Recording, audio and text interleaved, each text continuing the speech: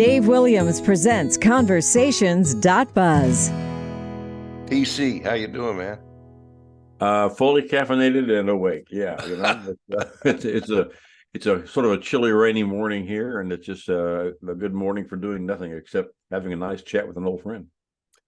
Well, you and I are only about 2 hours apart, hour and a half apart, or something like that. So yeah, it's a chilly, rainy morning here too, and I love it. Yeah, we're recording this in December. It's December 15th, 2023. For anybody who cares. So I was trying to think of exactly when you and I first met, and I don't remember the exact year. I know it was in the mid 80s, right? Mid to late 1985. 85. It was that early. Yeah. Okay. You and Bob had been over at KFBK maybe a year or two at that point. Well, 85 is when we started, January of 85. Okay, and I got there in July of 85. I don't want to go over a lot of, old ground that only you and I will understand what we're talking about. But and I am curious. You and I will care.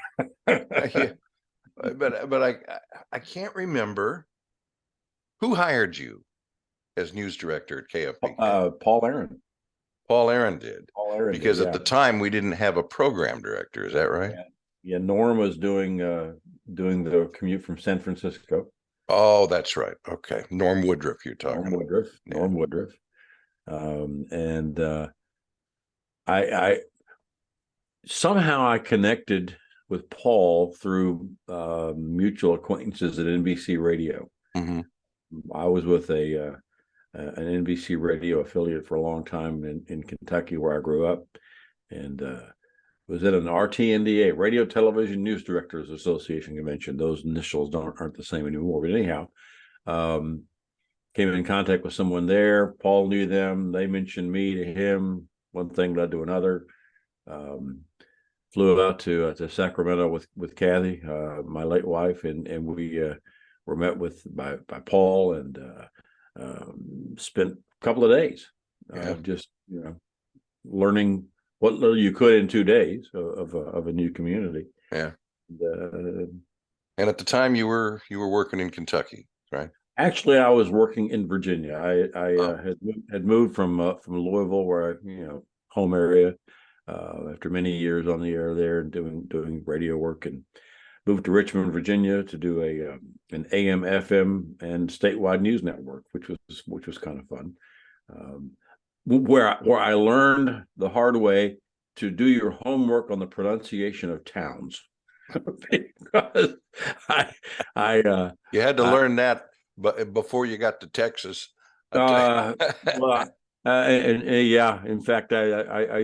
but by the time I got to Texas, I wasn't on the air, so that wasn't quite as critical for me. More for you, but I was on the air one day and pronounced a certain town the wrong way, and the phone rang and says, "You're new, ain't you, boy?" Yes, I am, and so I learned to do. I got a similar story. I got two similar stories. As a matter of fact, when I was working in Memphis, which a lot of the people there pronounce Memphis, Meffis. Mm-hmm. Yeah, I loved it there, and I loved the people, and I love regional accents. I really, really do. I don't try to assume them. I don't pretend to do them. That would be that would be dishonest. It would be disingenuous, as they say. But at any rate, so I'm in Memphis, and Memphis is, a lot of people don't realize, it's right on the border of Arkansas and Mississippi. Mississippi is on the south end of the town. Yeah. And just across the state line, there is a town called Lafayette, which I, of course, pronounce Lafayette. Yeah. Until, it's like I couldn't get a phone call. I couldn't beg a phone call on the air, but when you say something like that, they just blew up. It's Lafayette. And that's when I started paying attention to how people pronounce things there. I've also heard it's pronounced no, it was, I was trying to think of Lafayette or never mind. Anyway. That's all right. These pronunciation things are fascinating to those of us who talk for a living, because people will always call you on it. Yeah. Well, when I moved to Richmond, Virginia, I discovered that there is actually a Richmond accent. At least there was back then. Really? Yeah. You didn't live in a house, you lived in a house. You didn't go about somewhere, you went about. Well, that sounds Canadian. Yeah, exactly. That's the way I refer to it as Canadian. They said it is a distinct accent. At least it may have been muddled or watered down in the ensuing years, but it was definitely a. So one day my kids are going, we're going to go out and play with their, out and about to our friend's house. So they picked it up. All right, let's make a quick sprint through the rest of your resume. Oh, Sacramento in 1985, 86. 85. Yeah. And I don't remember when you left, why you left, or where you went. How's that for keeping track of people? That's okay. What's so funny is I remember specifically my last day on the working at KFBK because it was also Rush Limbaugh's last day. Oh, well, I can tell you the exact date in that case. It was in July. It was June. It was June 5th, 1988. Okay. Right around there at any rate, because I know that because I got married the day before and you were both there. You were both we at the wedding. Yep, we were there. And next day you were both gone. Well, see, I don't remember it quite like that because maybe it was July. I don't know. Because shortly after your wedding, I do recall that I got called to go meet Bruce Marr over at the Red Roof Inn. No, not Red Roof Inn. No, what was the name of that hotel? Oh, who cares? Whatever. And he said, I want you to meet somebody. And so I go in there, and there's this white-haired fellow named Ed McLaughlin, who founded, who had EFM Media, and he hired Rush to lead KFBK. Right. They worked a deal for him to do 2 hours for free locally on WABC, and then a 2-hour network show. And the reason I remember it being in July because, again, our flights left Sacramento within an hour of one another. We get to Boston, and it's July 4th weekend, and the car I was given by the radio station WBZ to use broke down on the Mass Turnpike, and I had a dickens of a time finding someone to come tow it because it was July 4th weekend. That's how I remember. Maybe you may well be right. Memory is a strange and unpredictable thing. You can't put any store in the way you remember it and the way I remember this particular issue. In any case, here's two old guys trying to pick through the dark closets of their brains. We move on. So you went then from there to where? You went from Sacramento to where? To Boston, to WBZ. Right. You remember we had been that McClatchy had gotten out of the radio business. We were sold to Group W. I was involved in a few Group W Westinghouse program director meetings. You remember the story we'll get to at some point about how I became program director at KFBK, thanks to you. But anyway, we had meetings, and I was asked. Rick Atchison, who was our general manager, was at a meeting of GMs for Group W, and he calls me. He says, "Would you have any interest in going to WBZ Boston?" I went, "Yeah, okay." So I did, and that's how that happened. But do you remember how I became program director? No, and I still don't. You've told me the story before. I've repeated it, and I do not remember it. Okay, you were the program director to replace Norm Woodruff. Right. I kept that job for a year, and I got sick of it because, first of all, I was just, I was too tired after I got off the air. I was wiped out. But also, and I was talking with Bob Nathan just last week, and I've got him up on one of these podcasts now. And he and I discussed that too. And I said, the terrible thing about being the program director there was we were so big in the morning. We were doing such a great job in terms of, attracting and holding audience. Right. I don't know if you remember at the time we had 20 shares, and we had time spent listening like 90 minutes, unheard of stuff. So at any rate, I'm doing the morning show as the program director, and there's a built-in conflict in that because as in the morning show you tend to push the envelope a little bit, right? You're like a kid who's trying to see what you can get away with.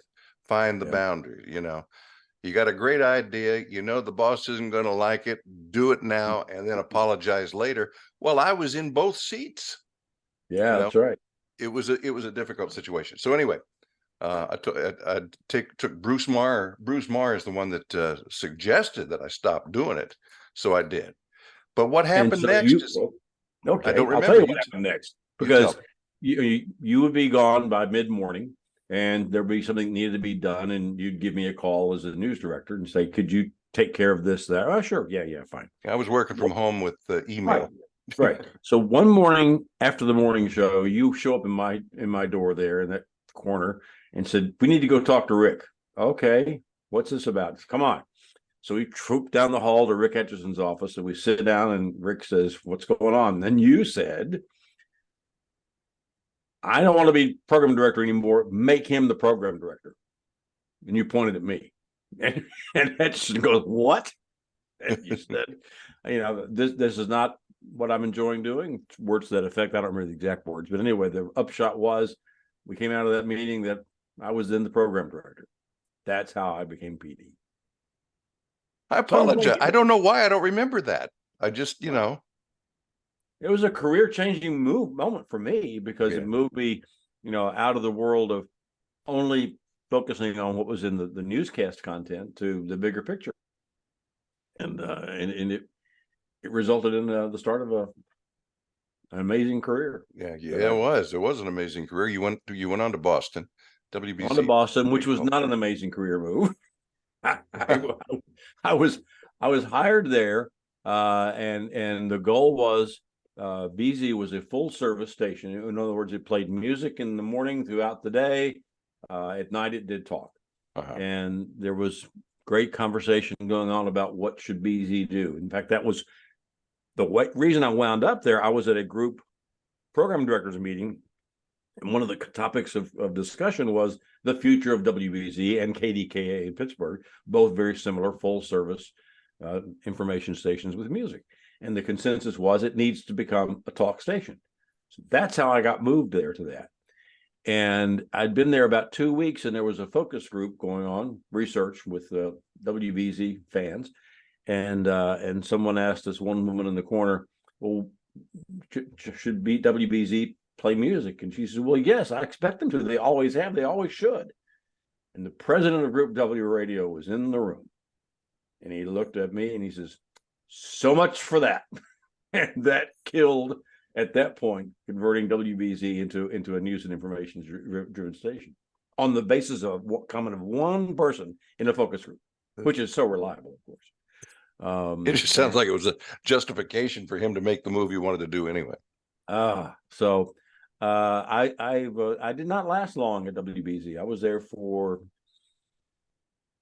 just under 2 years, about almost a year and a half, and we parted company. That was my firing story in radio. Hey, listen to you. 2 years, as I have 2 stints of 9 months and 3 months in Chicago.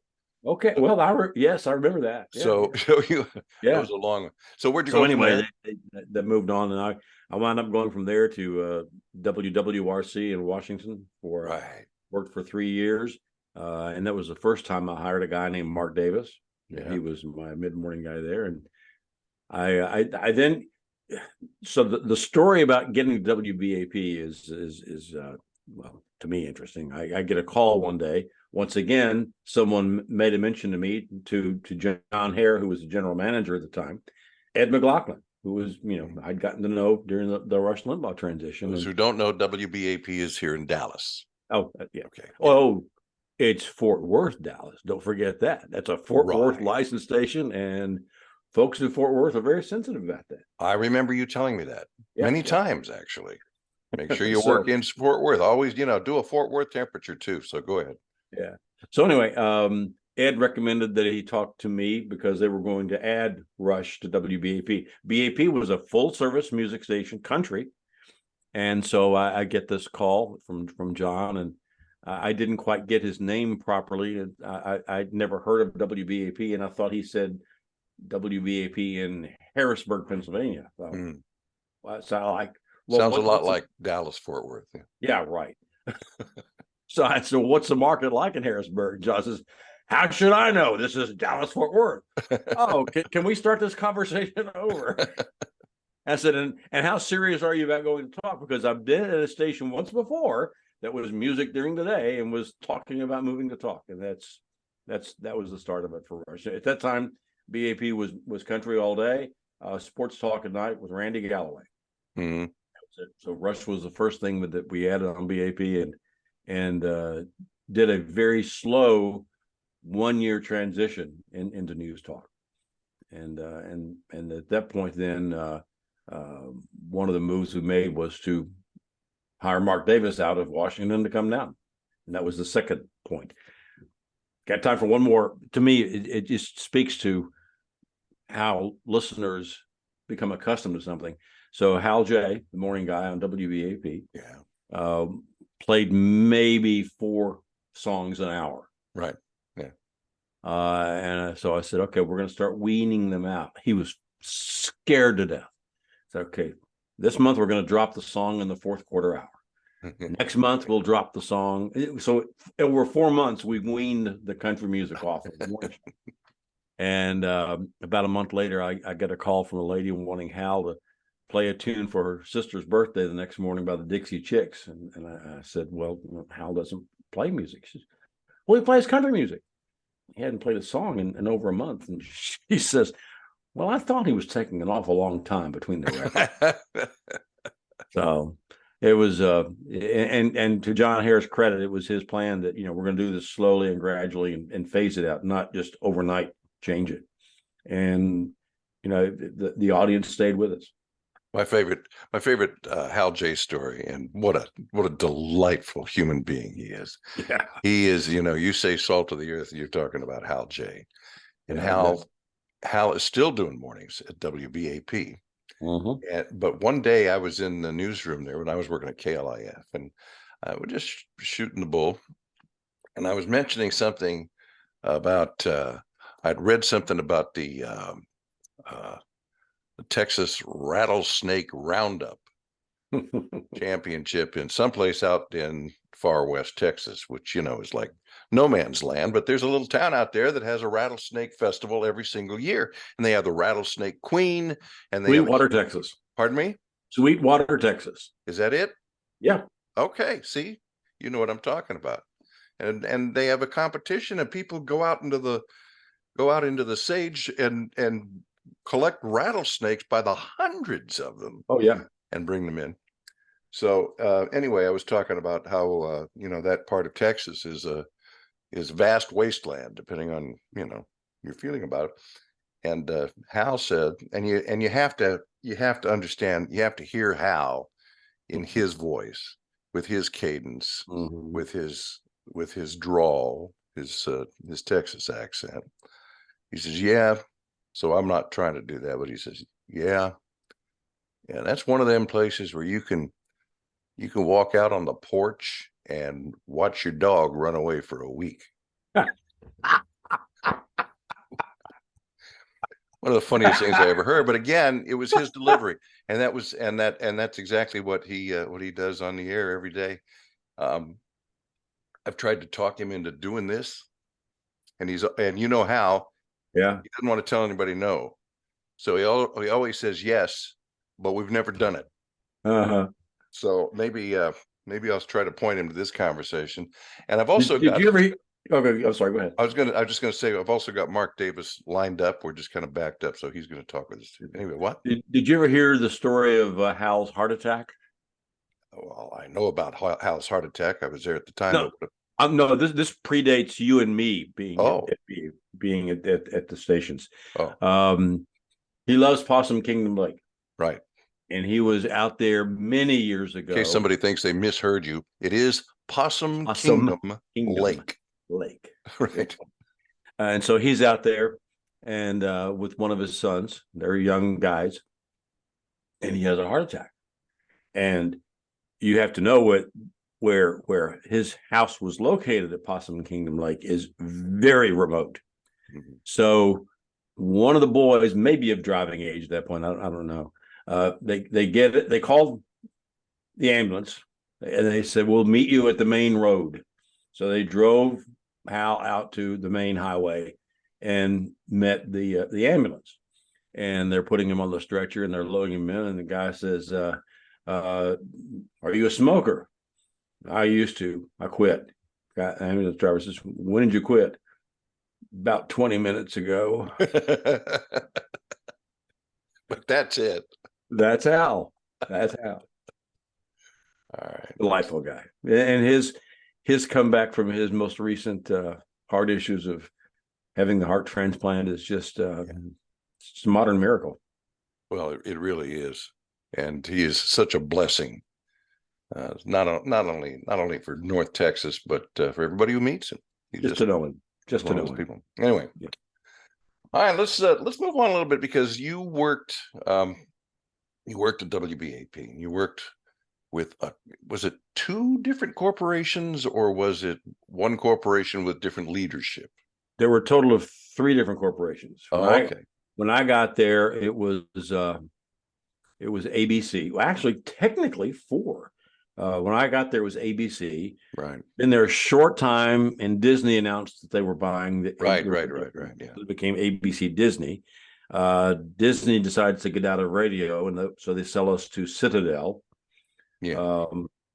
Citadel has all kinds of issues, and they sell us to Cumulus. Cumulus tried to buy the station division from Disney, and didn't happen.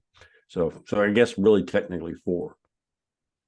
All right, so we're talking about the world of corporate radio now, and this is one direction I wanted to take you, because of your longtime experience. You worked in the days when radio stations were largely owned and operated by a single entity, either a person or a small group of people, and they tended to be local.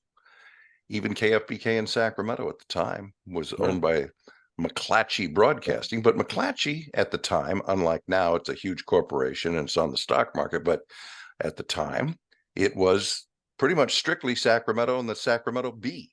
And Fresno. Yeah, and Fresno. Right. KMJ Fresno. Right, yeah. right. And the Fresno Bee. Anyway, yeah. So there's been a huge change in the way radio operates, because now, and then without going into the details of when the FCC changed the rules about how many stations a company could own, it went from 1 or 2 stations in a market to whatever. I remember when I was working for RKO, I was program director of K Earth in Los Angeles. There were 13 stations in the RKO chain. It was the biggest radio corporation in the world, with 13 stations. Yeah, remember back in those days, you could have 7 AMs, 7 FMs, and 7 television stations. Yeah, that's it. Yeah, those are the numbers, right? And so now corporations own hundreds of stations. They overpaid for them. They're still trying to service the debt.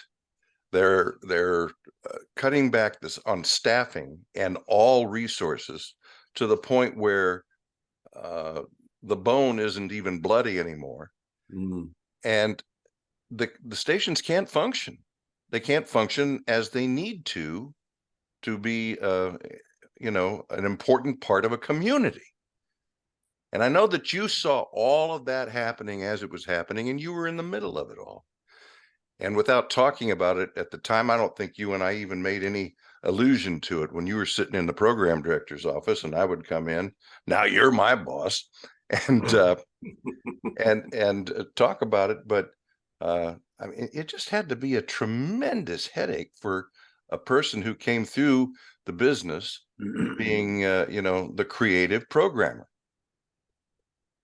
One of the hardest things to watch was the whittling away of resources. Yeah. And resources is an inhuman way of saying people. And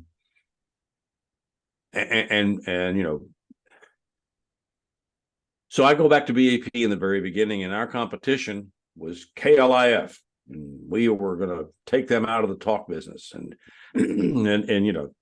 one thing leads to another, and people come and people go, and then we wound up being under the same umbrella. Right. But as consolidation has gone, and I'm not speaking specifically about BAP and KLIF at this point in the industry. Right. As consolidation moved forward, and group ownerships got bigger, there was more decentralization of programming decisions, more well, we can share these resources with this station, and they'll do this for both. And and again, I'm not speaking only about BAP and KLIF, but throughout the industry, more responsibilities layered on top of fewer people. That's one of the biggest upshots that I've seen. And those people largely have in major markets have less experience. They're getting paid a lot less than the people they replaced. And overall, only because of a lack of experience, and I've got to say, a lack of experienced leadership, people who really knew radio and how to program it, the quality of the product has declined. Am I wrong? No, not wrong at all. Yeah. Not wrong at all. And there are still people working at these radio stations who are very talented and care deeply about delivering the best possible product. And you and I worked around them for the last several years of our careers. But the reality is that there are fewer and fewer ways to cover certain stories and certain community disasters. Don't say that fast. That come up, and it's more and more taxing, and the quality of the coverage has suffered as a result. Right. So is there any hope for it, or you don't know? I mean, you've been retired for quite a while now, 10 years.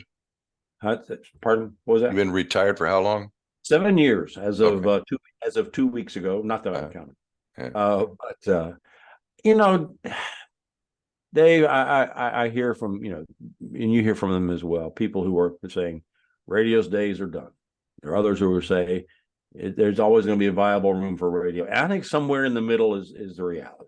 Right. I don't see it drying up. I don't see it coming to an end.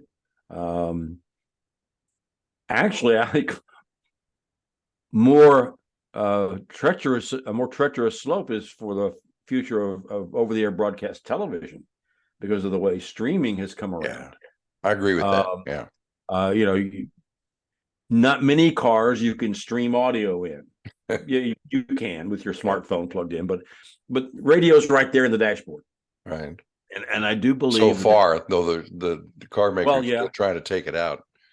Yeah. They're trying to take it out. Yeah, about saving AM. That's where it started. Some wanted to get rid of AM, and now there's a move to try to save that. But anyhow, I for now anyway, radio is still in the car. Yeah.